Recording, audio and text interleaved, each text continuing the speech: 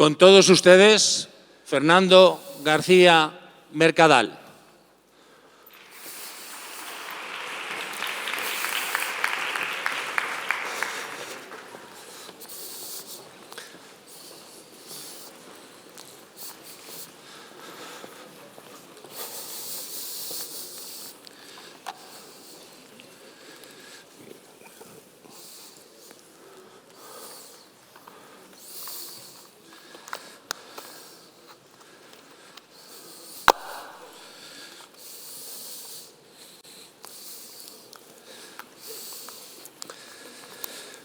Muy buenos días.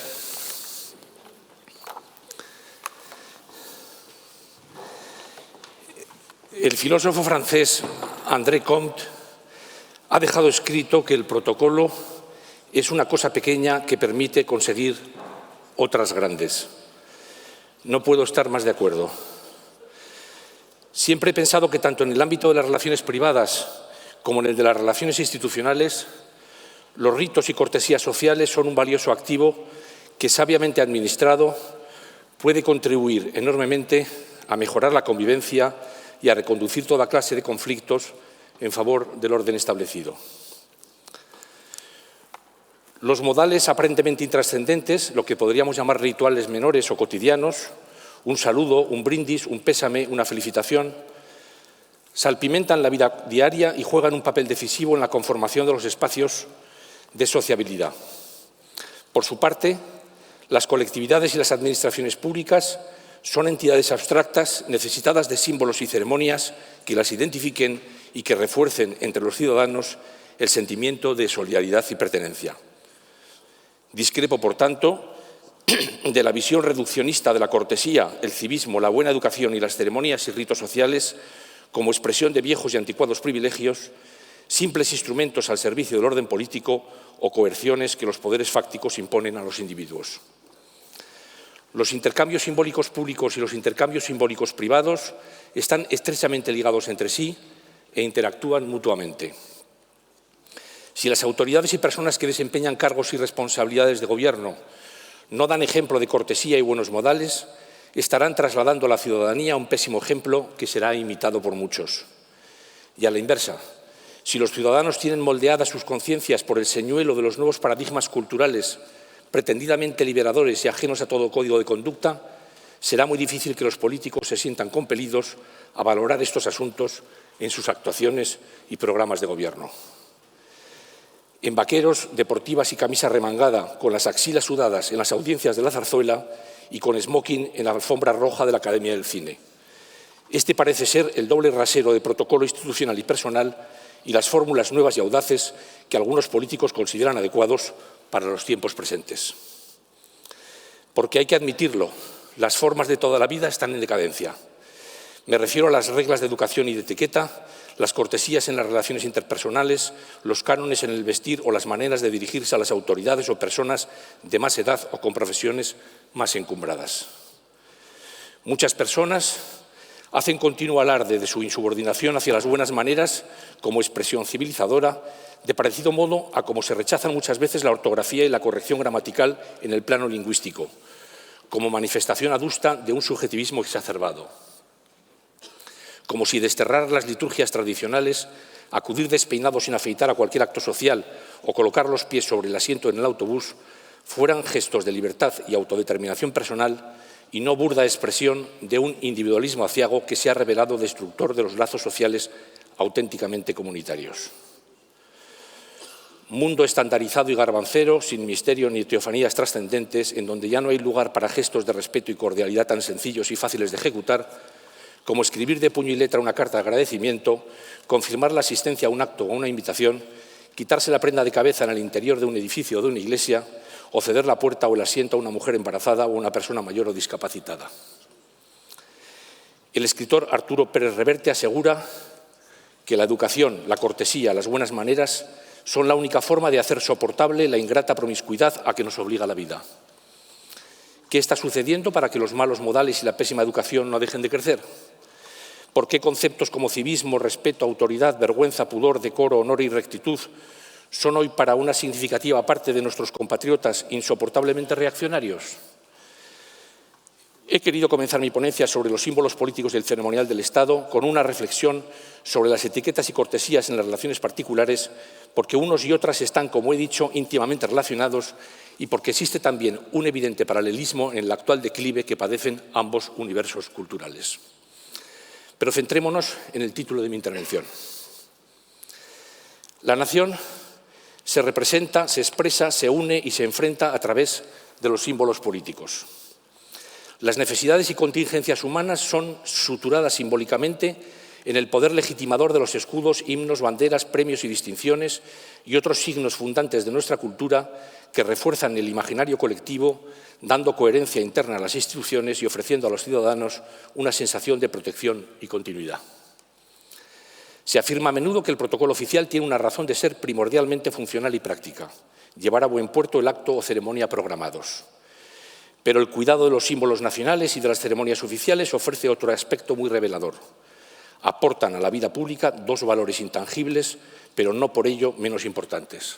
armonía y solidez institucional. De ahí la imperiosa necesidad de prestar atención debida a las manifestaciones litúrgicas contemporáneas, emblemas, ritos y ceremonias que forman parte de lo que el profesor alemán Percy Schramm denominó en su día con enorme acierto simbólica del Estado, actitud que permitirá, sin duda, hacer más gratas y fluidas las relaciones entre los ciudadanos y las instituciones. La Constitución española diseña un Estado territorialmente plural en el que conviven, junto con la Administración General del Estado, las comunidades autónomas, las entidades que integran la Administración local y el sector público institucional. Tales abstracciones están representadas a través del Rey de España, símbolo de permanencia y continuidad del Estado según su artículo 56, y por medio de impresiones sensoriales diversas: visuales, banderas y escudos; acústicas, himnos; festivas, ceremonias y conmemoraciones; y otros soportes simbólicos, monumentos, regalías, condecoraciones, sellos postales y monedas, que tienen también una gran importancia e impacto semiótico. No existe, por tanto, en nuestro ordenamiento jurídico una lista cerrada de lo que se pueden considerar símbolos políticos. La transición propició un inicial pacto sobre los símbolos nacionales, como lo demuestran los debates constituyentes sobre la monarquía parlamentaria como forma política del Estado y el artículo 4 de la Constitución sobre la bandera nacional, y poco después sobre el escudo de España en los trámites correspondientes a la Ley 33 de 1981. Puede decirse que durante la década de los 80 la práctica totalidad de las fuerzas políticas y sociales aceptaron sin mayores problemas los símbolos de la democracia naciente, que eran los símbolos nacionales históricos que únicamente la Segunda República había alterado. La bandera bicolor, el nuevo escudo y el himno nacional no eran, desde luego, símbolos monárquicos propiamente dichos. Pero el consenso no duró mucho.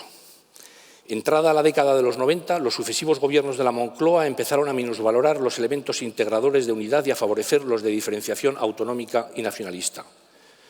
Al mismo tiempo, las interminables transferencias competenciales, educativas especialmente, utilizadas como trueque para facilitar la gobernabilidad, y la falta de un discurso desancomplejado y coherente sobre nuestro pasado histórico común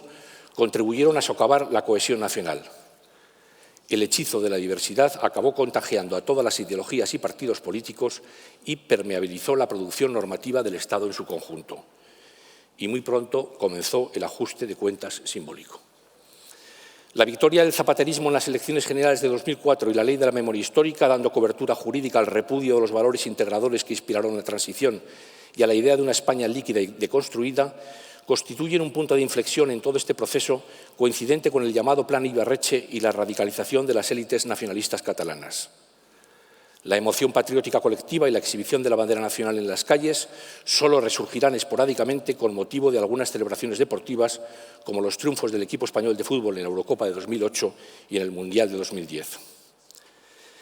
Más allá del espacio de consenso cívico-constitucional en asuntos puntuales, los sucesivos gobiernos del Partido Popular y del PSOE han sido incapaces de articular una estrategia identitaria, integradora, mínimamente eficaz y una respuesta cultural y metapolítica conjunta que refuerce el rol del Estado y afirme sus propios símbolos frente al repertorio mítico y a la faramalla nacionalistas, fomentados de manera constante por las televisiones públicas autonómicas. Habría que preguntarse por qué, 44 años después de experiencia democrática con alternancia en el Gobierno, los dos partidos han aplicado en este asunto de los símbolos del Estado políticas bastante similares. Lo cierto es que desde la transición hasta nuestros días, Ningún gobierno ha puesto auténtico interés en difundir entre los ciudadanos y las instituciones del Estado la importancia y razón de ser de los símbolos políticos nacionales, habiendo reducido su actuación en el campo emblemático a aspectos menores de la señalética institucional y publicitaria, al marquismo comunicacional identificador de algunos servicios públicos básicos y a la denominada marca España, rebautizada en 2018 en un ejercicio de narcisismo pomposo como España Global. El revisionismo sectario y rupturista de una gran parte de la izquierda y su damnatio memoriae han alcanzado a la corona misma, minimizando su decisivo protagonismo en el desmantelamiento del régimen franquista, su papel como referente democrático y su incuestionable contribución a la estabilidad política y a la consolidación de las libertades. Desde luego, uno de los indicadores más reveladores de la crisis institucional que padecemos es el desafecto, cuando no abierta hostilidad, que desde hace varios años vienen mostrando amplios sectores sociales hacia los signos y emblemas que sostienen la arquitectura simbólica del Estado unitario, que reflejan nuestra centenaria historia como nación y que, con las lógicas adaptaciones experimentadas a lo largo del tiempo, son alegoría y fiel reflejo de un valioso acervo cultural y sentimental compartido, sin que se produzca frente a tal situación la obligada reacción política y ciudadana. Permítanme que dedique una rápida reflexión a cada uno de los principales símbolos políticos españoles, su vitalidad y sus carencias. Al frente de ellos, la corona. Los ciudadanos, atrapados por el poder omnipresente de la Administración y desorientados en el laberinto de los innumerables estamentos institucionales, necesitan poner voz y rostro al Estado. Y para ello nada mejor que la certeza y seguridad que ofrece el Rey, una autoridad que se percibe cercana y afable, alejada de la contienda electoral y a la vez factor de continuidad y de una explicación familiarista de la vida política. Ha de tenerse muy presente que el reino surge de la propia clase dirigente, motivo que explica el positivo efecto de azoramiento entre quienes se ven introducidos en la antecámara, sean oligarcas y poderosos, sean personas sencillas y llanas, posean o carezcan de los pulimentos y finuras del alto trato social.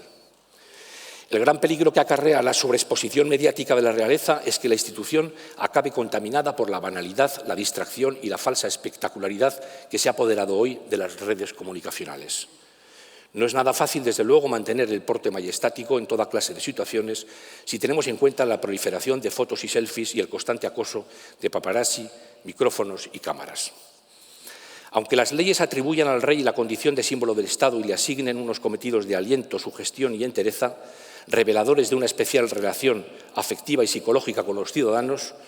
no pueden imponer a estos el temperamento necesario para responder al papel de guía social de la corona de una forma voluntaria, sincera o entusiasta. Por ello, como dijo don Felipe VI el día de su proclamación, la corona debe buscar la cercanía con los ciudadanos, saber ganarse continuamente su aprecio, su respeto y su confianza. Y sobre todo, añado yo, resultará imprescindible la probidad moral y pública y privada de todos los miembros de la dinastía, así como la aversión a cualquier tentación de avillanamiento de sus vidas que pueda poner en entredicho la circunspección, gravedad y decoro que se espera de la institución. Parafraseando al marqués de Vinent, podemos decir que el pueblo se inclina reverente ante quien le representa, a condición de que no comparta ni sus flaquezas ni sus vicios. Por diversos motivos, la monarquía española ha optado por ofrecer un perfil ceremonial muy bajo que está afectando claramente a las funciones representativas de arbitrio y de moderación que la Constitución le ha confiado. La pérdida o dejación por parte de la corona del control efectivo del espacio de representación simbólica que le es consustancial ha propiciado que diferentes poderes subestatales, autonómicos principalmente, se hayan apresurado a cubrir el vacío ceremonial con sus propios instrumentos identitarios. Descendiendo a pie de calle, cabe denunciar que en la inmensa mayoría de las oficinas y dependencias públicas de nuestro país han dejado de exhibirse aquellos vistosos retratos de nuestro jefe del Estado que proliferaron en los primeros años de la transición y que en ninguno de los miles de kioscos, estancos o establecimientos de souvenirs diseminados por toda la geografía nacional puede adquirirse una simple postal o fotografía de la familia real, de tal suerte que un ciudadano poco avezado que procedente de otra nación los visitase carecería de referencias externas para poder saber si España es un Estado monárquico o republicano. La bandera nacional. Las banderas son el emblema por antonomasia de todas las naciones y una manera eficaz, silenciosa y directa de transmitir sentimientos de pertenencia e identidad territorial y política. El Tribunal Supremo ha ratificado la exigencia de que la bandera nacional debe ondear permanentemente en el exterior de los edificios oficiales, tal y como dispone la Ley 39 de 1981. Pese a tan inequívoco pronunciamiento, diversas entidades locales de Cataluña y del País Vasco incumplen a menudo el deber legal de ondear la bandera de España en los edificios e instalaciones de los que son titulares o colocan la bandera nacional de forma improcedente. También el Alto Tribunal ha dejado claro que en los mismos edificios e instalaciones no deben ponerse otras banderas que las que tengan carácter oficial. Ambos mandatos se conculcan una y otra vez. Otras veces, la bandera nacional se exhibe de forma inadecuada, no respetando su ubicación preeminente o a la izquierda del observador. ¿Se hace por desconocimiento? No parece, porque de lo contrario habría que cuestionarse la profesionalidad de determinados responsables de protocolo. Además, debiera entenderse que la colocación sobre la bandera nacional de cualquier otra señal, marca, remate o aditamento es una práctica ilícita. Son muy frecuentes las situaciones en que la bandera nacional es tuneada con siglas varias, lazos multicolores, la silueta del toro de Osborne, escudos de clubes deportivos, de fútbol principalmente, etcétera, alteraciones que transmiten una imagen bastante frívola de nuestra enseña nacional. El crespón, como uso social no regulado normativamente, ha de reservarse solo para la bandera de interior y se coloca en la parte superior del mástil, pero sin engancharse al paño de la bandera. El luto de las banderas exteriores se manifiesta poniéndolas a media asta, día y noche, regla que también se aplica defectuosamente en muchas instituciones. El reciente episodio de la bandera de España colocada con el escudo nacional boca abajo en una cena oficial ofrecida por el rey de Marruecos ha puesto en evidencia que en este asunto de la bandera nacional nuestras autoridades tienen todavía muchos deberes pendientes. El escudo de España. La tramitación de la Ley 33.1981, reguladora del escudo de España, fue un ejemplo de cordura parlamentaria infrecuente en este tipo de asuntos. Hoy, desde luego, con la mediocridad gremial que impera en nuestra clase política, resulta impensable una solución consensuada y tan ajustada a la seriedad historiográfica y a la ortodoxia heráldica como la alcanzada entonces por sus señorías. Ahora bien, aprobado el nuevo escudo nacional, nuestros políticos se desentendieron de su diseño gráfico, sin reparar que no se trata de un trámite menor, pues un mismo escudo puede ser reflejado de forma muy distinta en función del dibujante escogido para la ocasión. El modelo oficial del escudo de España, que ven ustedes a la izquierda, aprobado por Real Decreto unos meses después de la ley que he mencionado, de la Ley 33.1981, es muy deficiente. Aunque en las monedas a las que se incorporó en 1982 se disimula un poco, en los demás soportes se advierte claramente que los dibujos de las piezas y figuras del escudo son francamente malos y que los criterios de definición de su color, ajustados al estándar CIELAB, más que cuestionables, el rosa chicle del león, sin ir más lejos. Por fortuna, las nuevas armerías de don Felipe y doña Leonor, dibujadas por Carlos Navarro Gazapo, uno de los mejores artistas heráldicos de Europa, han mejorado muy notablemente la composición básica que comparten los tres diseños, como puede apreciarse a simple vista comparando las ilustraciones que les he expuesto publicadas en el Boletín Oficial del Estado. El himno nacional. Los himnos nacionales son composiciones musicales que identifican a un país y que tratan de unir a sus ciudadanos. El himno nacional español es uno de los poquísimos himnos del mundo, junto con los de San Marino y Kosovo, que carece de letra, asunto sobre el que el Gobierno y oposición deberían tomar sin complejos de ningún tipo y teniendo en cuenta la experiencia adquirida en todas las iniciativas frustradas que ya conocemos, una decisión para poner fin cuanto antes a una anomalía que contribuye muy negativamente a la desgana simbólica que estamos denunciando. ¿Por qué el himno nacional no termina en erigirse en la sublimación de un conjunto de emociones compartidas por todos los españoles? ¿Cuándo se le dotará de una letra digna y apropiada que permita su entonación coral y desinhibida en los ambientes más dispares? Fiestas oficiales. En todas las naciones se ha fijado un gran día cívico consagrado a la fiesta nacional, que tiene como finalidad congregar una vez al año en torno a la misma disposición afectiva y espíritu compartido a todos los ciudadanos. En España, el calendario litúrgico nacional no es pródigo en celebraciones que estén plenamente interiorizadas, ni por los poderes públicos ni por los ciudadanos en general. Esta clase de festividades son percibidas comúnmente como una jornada de ocio o descanso y no como ocasión de desaltar los sentimientos patrios, estrechar lazos comunitarios, reforzar la identidad y la unidad nacionales o proyectar una visión compartida de futuro de país. Situación tan poco alentadora se ha visto agravada estas últimas décadas por la revolución de las costumbres y creencias promovida por la maquinaria económica del gran capitalismo y la consiguiente avalancha invasora de la subcultura de consumo americana que se ha propuesto uniformar el imaginario de todo el género humano en una suerte de isocefalia universal. Tras la grotesca figura de Papá Noel y de Halloween, Black Friday y otras apoteosis consumistas subyace, no tengo la más mínima duda, un proyecto aniquilador de nuestras fiestas tradicionales y su trueque por otras ajenas a los valores de la cohesión familiar, anudadas a los hábitos más mostrencos y a las necedades más campanudas. Por si faltara algo, ya han empezado los amagos por tratar de sentarnos a la mesa en torno a un pavo en el Día de Acción de Gracias. El baile de días festivos que se produce cada año en el calendario oficial de las diferentes comunidades autónomas, por motivos que nada tienen que ver con la celebración en sí, no ha hecho sino empeorar las cosas, contribuyendo a la deconstrucción del ceremonial del Estado sin que nadie parezca ser consciente de la importancia que tienen las fiestas nacionales y locales para la vertebración territorial y social de un país.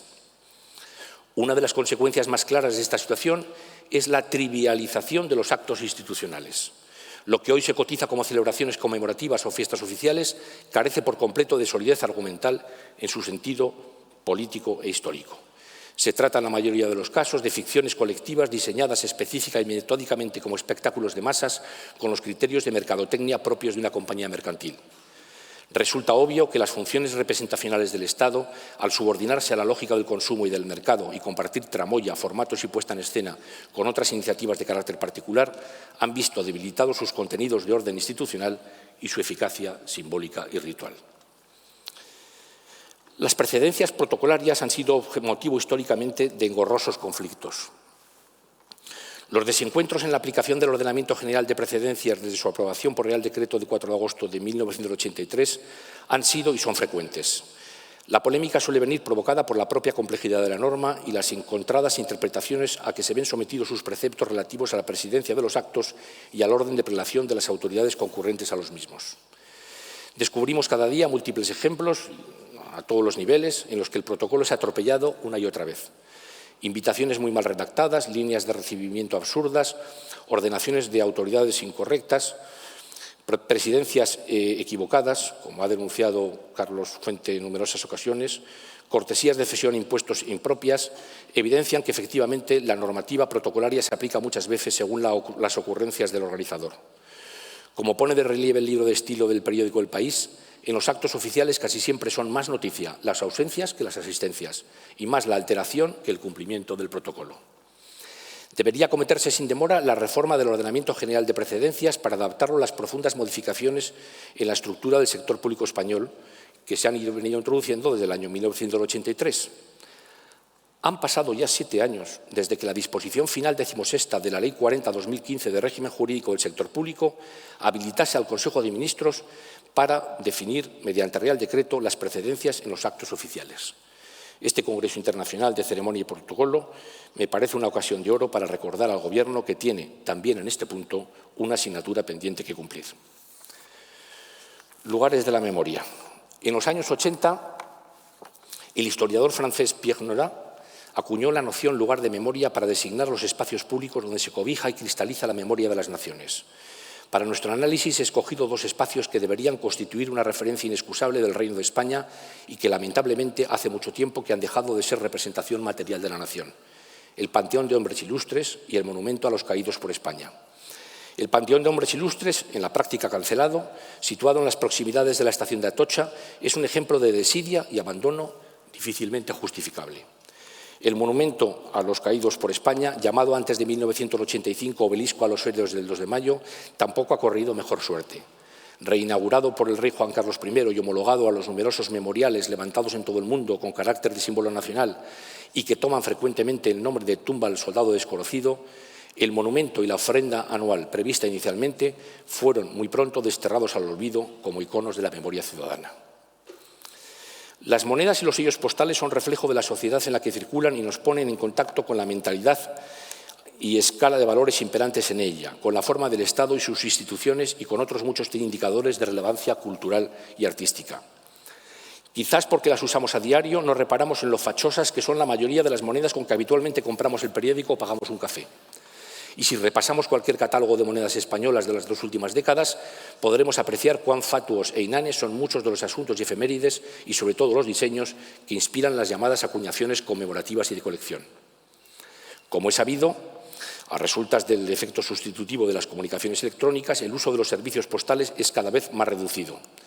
Aun con todo, desde hace años Correos se aplica con tesón a fomentar la desaparición del sello como patrón estético y el arte de coleccionarlos. Temas banales y absurdos, emisiones desordenadas y diseños horrendos, fines puramente comerciales, minipliegos y bloques disparatados. Y como remate, la práctica desaparición de la calcografía tradicional como técnica de impresión que ha dado lugar a que los sellos parezcan cada vez más cromos infantiles o viñetas publicitarias. Les he puesto esta proyección. Arriba tienen ustedes una emisión de sellos de los años 70 y 80, abajo las actuales. Comparen. Tratamientos honoríficos. Cuando se trata de tratamientos honoríficos, la anarquía hace tiempo que desgobierna en casi todos los ámbitos. En realidad siguen en vigor un montón de disposiciones bastante antiguas y de muy variada jerarquía fijando esta cuestión, pero cada cual las aplica o interpreta como le viene en gana. Resulta absurdo que mientras los órganos superiores, ministros y secretarios de Estado y directivos, subsecretarios, directores generales, secretarios generales técnicos, directores generales, etcétera, de los departamentos ministeriales no tienen asignado claramente tratamiento oficial alguno, lo tengan atribuido, en cambio, los miembros de algunos órganos constitucionales y otras autoridades del Estado de inferior rango. La vigencia de la nuevísima recopilación y de alguna otra normativa decimonónica en la materia no resuelve este sinsentido, por cuanto los cargos y autoridades que en ella se mencionan son difícilmente homologables a los actuales. Nos encontramos, por consiguiente, sin un criterio general sobre los tratamientos honoríficos en la Administración General del Estado y con un puré de disposiciones muy dispersas que en muchos casos fueron aprobadas para empleos, cargos y oficios que han desaparecido o para supuestos que carecen por completo de razón de ser. Además, comunidades autónomas y corporaciones de derecho público, acogiéndose al principio de autorregulación, han otorgado a sus autoridades los tratamientos que han estimado por conveniente sin atender a pauta armonizadora de ninguna clase, lo que produce llamativas disfunciones. Una cosa es la eliminación o simplificación de los tratamientos por exigencias de la agilidad procesal o administrativa, y otra muy distinta, ignorar que los títulos, tratamientos, formalidades y cortesías no solo dignifican y enlucen las relaciones entre los organismos públicos, sino que pueden ser un poderoso estímulo para los ciudadanos particulares y, bien gestionados, un valioso efecto de emulación social. En 1869, José Almirante, gran tratadista militar, en la voz tratamiento de su célebre diccionario, dejó escrito: «Punto es este que exige pronta y radical reforma. Hemos llegado a mayor ridículo que los italianos y portugueses. Siglo y medio después, seguimos en las mismas». La concesión de órdenes y condecoraciones debiera ser una cuestión de Estado. No puede trasladarse a los ciudadanos la impresión de que se otorgan muchas veces por afinidades políticas o compadreos con el inquilino que ocupa la Moncloa en cada momento.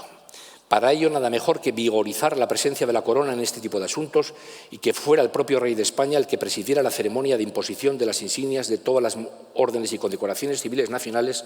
a celebrar en el Palacio Real 4 o 6 veces al año, como se hace en el resto de las monarquías europeas. Esta ceremonia habría de conciliar solemnidad, sentido de Estado, fuerza simbólica y ritual, adecuada puesta en escena y proyección mediática, dando visibilidad a los fines de ejemplaridad social para los que fueron creadas las órdenes y condecoraciones y reforzando el papel conciliador de la monarquía. La mayoría de las distinciones civiles acostumbran a despacharse de modo oficinesco, donde la eficacia de los actos de consagración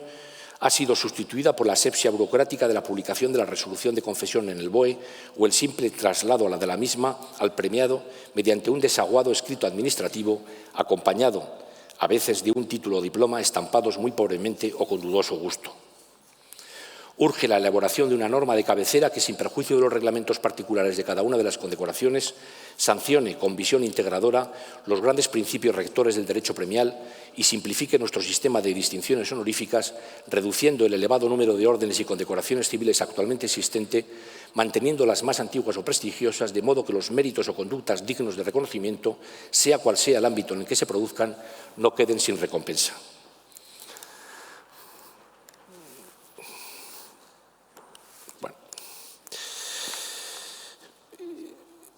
Para poder cumplir estos objetivos, el actual registro de órdenes y condecoraciones dependiente del Ministerio de la Presidencia se sustituiría por una única Cancillería de títulos, órdenes y condecoraciones dependiente del mismo departamento, presidida por un delegado regio que, contando con los pertinentes asesores, coordinase todas las propuestas de concesión, asumiendo el papel de organismo de referencia en todas estas cuestiones e impulsando una labor cultural y de divulgación que juzgo muy necesaria. Termino. Todas estas observaciones ponen de relieve la existencia de una enorme brecha entre la comunicación política promovida por nuestros gobernantes y muchos de los rituales vigentes en las sociedades de tiempos no tan pretéritos. Solemnidad, sacralidad, encantamiento, consistencia institucional, compostura y ritmo, espacios escénicos y gestos equilibrados, belleza y esteticismo de decorados e indumentaria, localización territorial de las prácticas y las pausas y los silencios como leyes cardinales de una inmejorable disposición interior que permitían a los asistentes a una ceremonia participar con recogimiento en el simbolismo celebrado. En la actualidad no hay ceremonia, oficial o privada, laica o religiosa, cuya gravedad no se vea alterada por decenas de ciudadanos haciendo fotos compulsivamente con sus móviles. La mayoría de los actos institucionales promovidos por las administraciones públicas, no digamos ya los organizados por cauces paralelos, se insertan ahora en una atmósfera de carnaval y puerilización colectiva, donde una más que cuestionable creatividad ha sustituido a la política, en sentido solemne y con mayúscula. Y los presentadores almibarados, animadores, DJs, publicitarios y periodistas especializados en tendencias a los maestros de ceremonias de otra época. El éxito de un proyecto de convivencia nacional puede medirse en función del grado de aceptación transversal, social y política de sus símbolos y ceremonias institucionales. Pero resulta que los poderes públicos de la España constitucional de 1978 han sido incapaces de administrar eficientemente el capital simbólico del que forman parte los emblemas nacionales, las ceremonias protocolarias y las distinciones oficiales. Y esta deficiente previsión arroja un balance muy insatisfactorio en términos de cohesión social y territorial de nuestra nación, principalmente porque quienes se han propuesto erosionar sin rebozo alguno la legitimidad de nuestro sistema político han encontrado en la anorexia simbólica que padecemos un valiosísimo e inesperado aliado. Muchas gracias.